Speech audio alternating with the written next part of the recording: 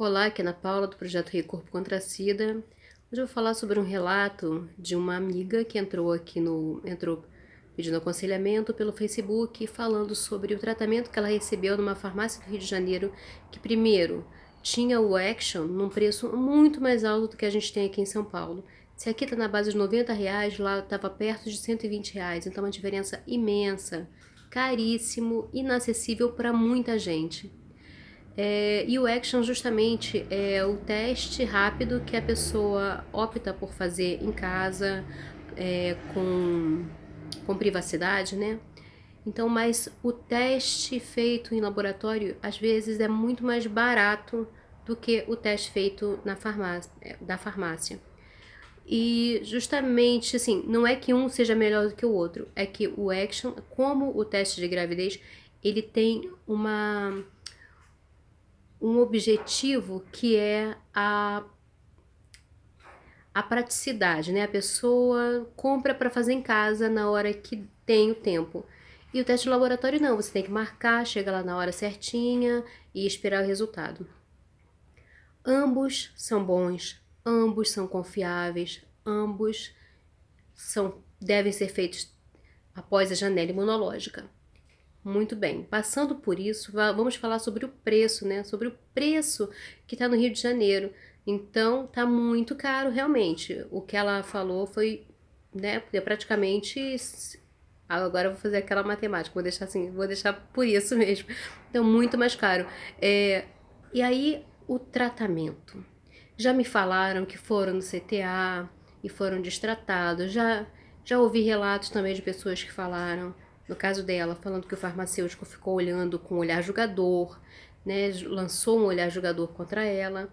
E esse olhar julgador é um reflexo da nossa sociedade, que mesmo pessoas que trabalham na área da saúde ainda não têm educação, não têm informação, não têm a cabeça com uma nova consciência de que o HIV é uma doença não, é um vírus que simplesmente o olhar para ele é diferente porque as pessoas pintaram ele diferente. Imagine que você beijou o seu namorado e o seu namorado está gripado. Você fica gripado.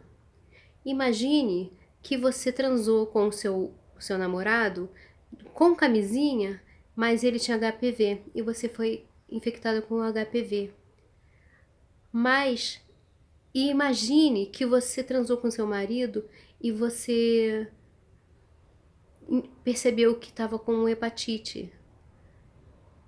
Em nenhum desses casos, sendo por conta.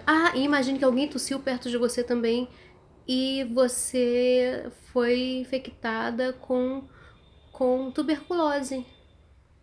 Nenhum desses casos a pessoa é julgada pela moral dela, só no HIV. Incrível! Então, todos esses exemplos mostram que o problema não é o HIV, o problema é como ele foi pintado na sociedade. Então, o relato dessa amiga que chegou lá no Facebook pra gente conversar, jovem, então ela vai na farmácia, né, com toda a confusão na mente dela, que tá buscando informação, que tá buscando se acalmar, e a pessoa lança aquele olhar julgador. E ela estava chateada porque tem uma situação com o namorado, nananã, mas nada disso importa, porque com relação a qualquer outra infecção viral por sexo, adquirida por sexo ou não, em nenhum outro momento, em nenhuma outra situação, a pessoa é julgada moralmente por estar fazendo o exame.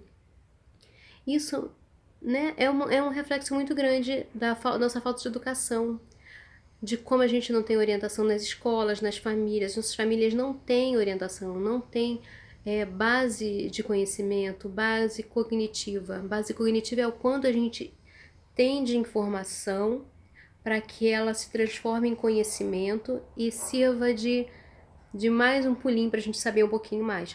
Então, a nossa base cognitiva, ela está lá embaixo. a nossa sociedade ela tem uma dificuldade, tem um vazio aí no nosso conteúdo educacional. Isso era assunto para estar sendo tratado nas escolas como educação sexual, porque as pessoas confundem educação sexual com ensinar a transar. Não tem nada disso. Educação sexual é cuidado.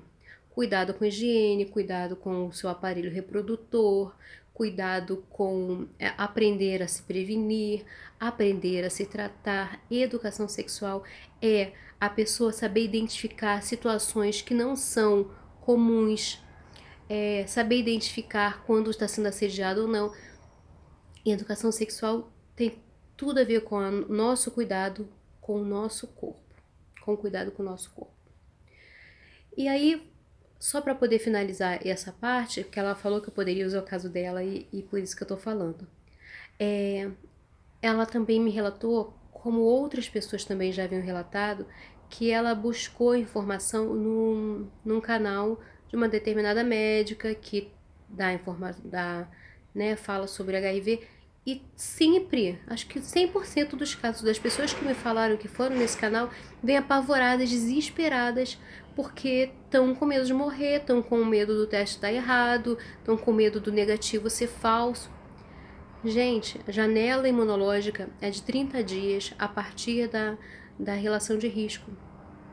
Isso é um protocolo do Ministério da Saúde, já há anos.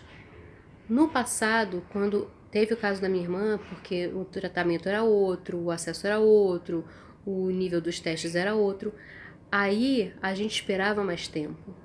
Hoje não. Hoje os testes estão mais avançados, o tratamento é mais avançado, tudo está melhor. Naquela época não se sonhava nem com truvada. Imagina, PrEP? Nossa, quando eu soube que existia a PrEP eu fiquei chocada. Então, tudo mudou. E até o conhecimento sobre a PrEP, quantas pessoas têm? São as pessoas que buscaram essa informação diretamente por algum motivo. Mas a sociedade mesmo, grossa sociedade, todo mundo mesmo, povão, não sabe. Então, a gente tem que ter um pouco de paciência, né? É dolorido, é chato, até ver que pessoas que da área da saúde ainda têm esse olhar discriminatório contra as pessoas que buscam o teste, imagine o tratamento.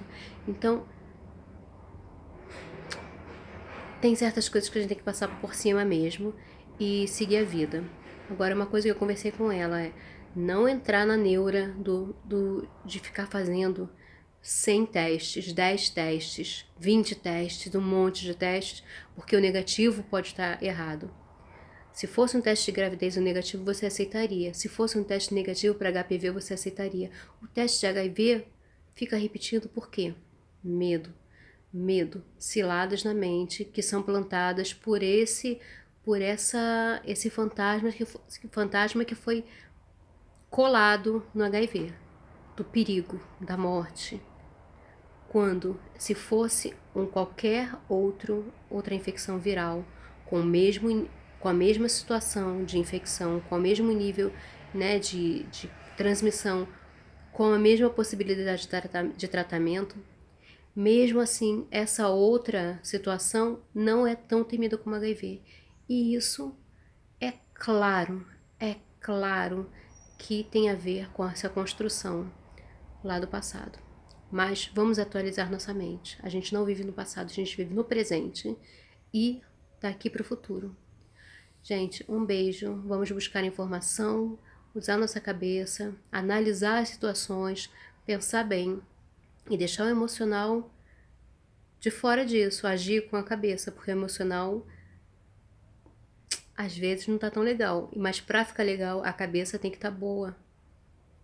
A cabeça que guia a gente. E a gente continua conversando por aqui. Um beijo.